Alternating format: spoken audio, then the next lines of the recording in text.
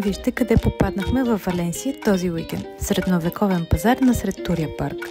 Разбира се, кучето ни си намери нов приятел. Чуросите, гледахме ги как ги правят на място и си взехме. А после попаднахме на този щанд с прясно изпържен чипс. Да, не е най-здравословното, пържено е, но със сигурност е по-добре от пакетираните варианти. Пък и беше много интересно за гледане как приготвят на място. Истинско кулинарно шоу.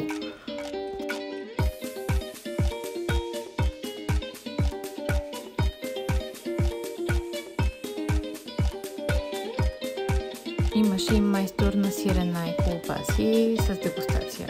Дали останахме с празни ръце.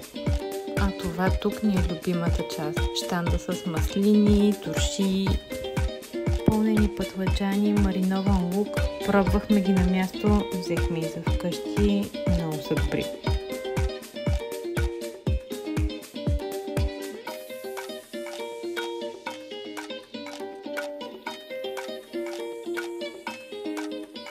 Срещнахме дори лилаво сирене с вкусна лавандула. Интересно и изненадващо вкусно.